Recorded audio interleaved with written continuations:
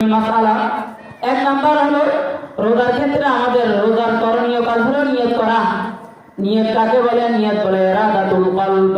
হ্যাঁ, ইরাদাতুল কলব, ইরাদাতুল কলব, দিলের ইচ্ছা, দিলের সংকল্প হলো নিয়ত। রোজার মধ্যে নিয়ত করা ফরজ, নামাজের মধ্যেও নিয়ত করা ফরজ। তবে রোজা এবং নামাজের মধ্যে নিয়তের ব্যবধান আছে। রোজার কিছু অংশ চলে গেলে এরপরেও যদি নিয়ত করেন তাহলে নিয়ত হয়ে যাবে। নামাজের 1 রাকাত 2 রাকাত চলে যাওয়ার পরে যদি নামাজের নিয়ত করেন তাহলে নামাজ হবে না। নামাজের নিয়ত শুরু করার পূর্বেই করতে হয়। আর রোজার মধ্যে রোজার কিছু অংশ চলে গেলেও আপনি রোজার নিয়ত করলেও রোজা হয়ে যাবে।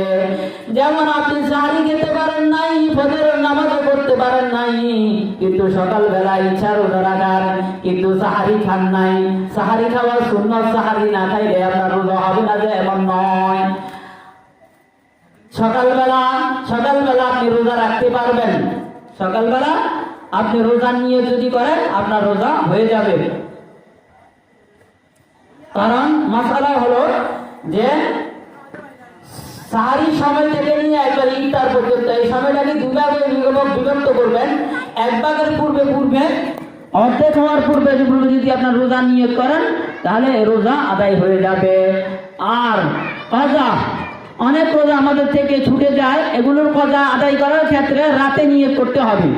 রমজান মাসের রোজা আপনার রোজা নিয়ত সকালবেলা করতে পারবেন, কিন্তু কাজার রোজার ক্ষেত্রে আপনি সকালবেলা নিয়ত করতে পারবেন না, রাতের বেলায় নিয়ত করতে হবে। রাতে যদি নিয়ত না করেন তাহলে হবে না। আর নফলের ক্ষেত্রেও রমজান মাসের রোজার নিয়তের মতো, অর্থাৎ সকালে নিয়ত করতে পারবেন নফলের ক্ষেত্রে। মান্নতের ক্ষেত্রে একই অবস্থা, রমজানে যেরকম নিয়ত করেন সকালবেলাও নিয়ত করতে পারবেন। এইভাবে আপনার মান্নতের রোজার ক্ষেত্রে আপনার সকালেও নিয়ত করার সুযোগ রয়েছে, তবে রাত্রে করে নেওয়া উত্তম। দ্বিতীয় নম্বর মাসালা হলো যে রমজান মাসে দেখা যায় আমরা অনেকেই অসুস্থ হয়ে যাই। তো অসুস্থ হয়ে গেলে আপনি রোজা ভাঙতে পারবেন। ফামান কানা মিনকুম মারিদান আও আলা সাফারিন ফাইদ্দাতুম মিন আইয়ামিন উখার। আল্লাহ তাআলা বলতেছেন, তোমাদের মধ্যে যদি কেউ তোমরা অসুস্থ হও তাহলে তোমরা রোজা ভাঙতে পারবে। তুমি অসুস্থ হয়ে গেছো, রোজা ভাঙতে পারবে পরক্ষণে, রমজানের পরে এই রোজাটা রেখে নিবে। আও আলা সাফারিন ফাইদ্দাতুম মিন আইয়ামিন উখার, তুমি সফরে আছো, রোজা ভাঙতে পারবে। অসুস্থ অবস্থায় রোজা রাখারও কিছু সুরত আছে। যদি এমন অসুস্থ হয়েছেন যে আপনি গ্লুকোজ স্যালাইন যদি লাগান আপনি একটু সুস্থ সবল হয়ে যাবেন, তাহলে আপনি স্যালাইন দিলে রোজা ভাঙবে না। স্যালাইন দেওয়ার মাধ্যমে আপনার রোজা রাখার সুযোগ রয়েছে। দ্বিতীয় নাম্বার হলো যে আপনার অসুস্থ অবস্থায় রোজা রাখার সুযোগ রয়েছে। যে ডাক্তার যদি যে ওষুধগুলো ডাক্তারে দিবে এগুলো যদি ইনজেকশনের মাধ্যমে ফুস করা যায় তাহলে আপনি রোজা রাখতে পারবেন, রোজা কোনো অসুবিধা হবে না। ইনজেকশন দেওয়ার দ্বারা রোজার মধ্যে কোনো ধরনের অসুবিধা আসবে না। রোজা রেখে আপনি রক্ত দিতেও পারবেন, রক্ত নিতেও পারবেন। রোজা রেখে আপনি রক্ত দিতেও পারবেন, রক্ত নিতেও পারবেন। তবে রোজা রেখে যে কাজগুলো করতে পারবেন না, এটা হলো যে মুখ দিয়ে কোনো কিছু নলের মাধ্যমে খাইছেন, বা নাক দিয়ে কোনো নলের মাধ্যমে কোনো কিছু খাওয়ানো হয়েছে, অথবা কানের মধ্যে ওষুধ দিয়েছেন, অথবা আপনার জ্বরের কারণে ডোজ দিয়েছেন, তাহলে এমন অবস্থায় আপনার রোজা ভেঙে যাবে।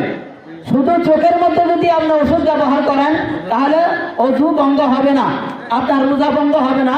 আর যদি নাকের মাধ্যমে কোনো ওষুধ ব্যবহার করেন, অথবা মুখের মাধ্যমে কোনো ওষুধ ব্যবহার করেন, অথবা ডোজ দেন, অথবা কানে কোনো ডব দেন, তাহলে আপনার রোজা ভেঙে যাবে। যদি চোখের মধ্যে কোনো ডব ইউজ করেন তাহলে আপনার রোজা ভাঙবে না।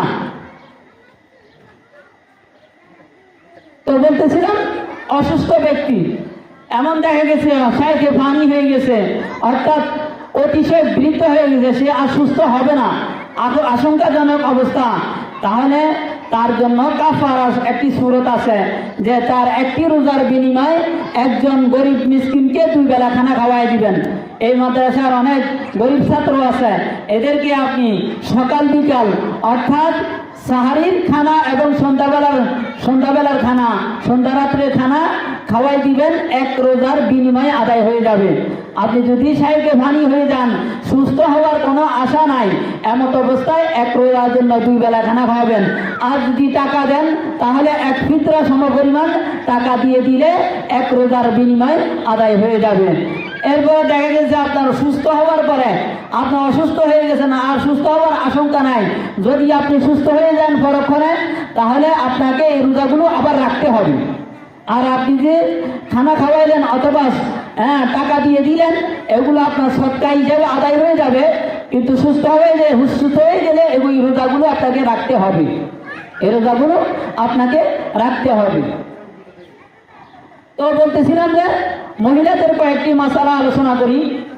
মহিলাদের 1 নম্বর বিষয় হলো যে অনেক মহিলাদের মাসিক দেখা যায় রমজান মাসে।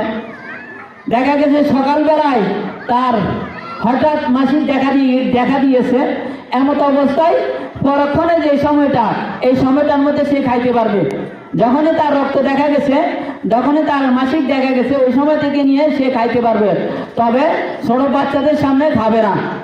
আর তার বিপরীতে তার মাসিক চলতেছে, এমত অবস্থায় তার আদত অনুযায়ী, অভ্যাস অনুযায়ী বন্ধ হয়ে গেছে, তাহলে দুপুরবেলায় 2টার সময় বন্ধ হয়েছে, এই সময় থেকে পরের সময় একবার ইফতারের সময় পর্যন্ত আর কোনো কিছু সে খেতে পারবে না। এভাবে থাকা, না খেয়ে থাকা তার উপর ওয়াজিব।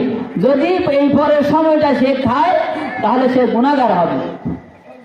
অনেক মহিলা প্রশ্ন করেন যে অনেকগুলো ফিল ট্যাবলেট বের হয়েছে, যেগুলো খাওয়ার কারণে রক্ত বন্ধ হয়ে যায়, যেগুলো খাওয়ার কারণে রক্ত বন্ধ হয়ে যায়, তাহলে আপনি যদি এগুলো খাওয়ার মাধ্যমে পরিপূর্ণ রক্ত বন্ধ হয়ে যায়, তাহলে আপনি এই রোজাগুলো রাখতে পারবেন, কোনো অসুবিধা হবে না। তবে এরকম ফিল ট্যাবলেট খেয়ে রক্ত বন্ধ করা সমীচীন নয়, কারণ শরীরের ক্ষতি হয়। মহিলাদের বললাম, মহিলাদের ব্যাপারে কয়েকটি মাসালা বললাম। আরেকটি মাসালা হলো মুসাফিরের ব্যাপারে। মুসাফির সে সফর অবস্থায় রোজা ভাঙতে পারবে, তবে যেই সফর সে ঘর থেকে আরম্ভ করছে, এই সফরের ক্ষেত্রে সে রোজা ভাঙতে পারবে না। সফর অবস্থায় রোজা ভাঙতে পারবে, কিন্তু যেই সফর সে ঘর থেকে আরম্ভ করছে, এই সফরের ক্ষেত্রে সে রোজা ভাঙতে পারবে না।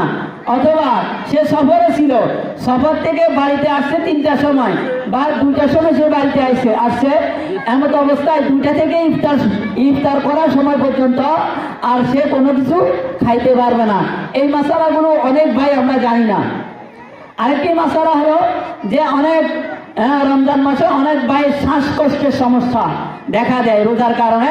তো আমরা রোজার কারণে স্প্রে ব্যবহার করতে পারবো, ইনহেলার ব্যবহার করতে পারবো, তবে এই রোজাগুলো পরক্ষণে রমজানের পরে রাখতে হবে আমাকে। এই স্প্রেটা 2 ধরনের হয়।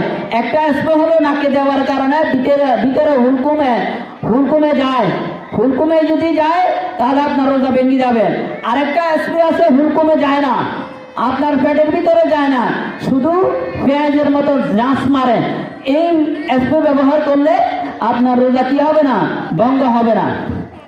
আরেকটি মশলা বলছিলাম যে আপনি অসুস্থ হলে স্যালাইন ব্যবহার করতে পারবেন। দুর্বল হয়ে গেছেন, একবারে কাতরাইতেছেন, তখন স্যালাইন ব্যবহার করতে পারেন।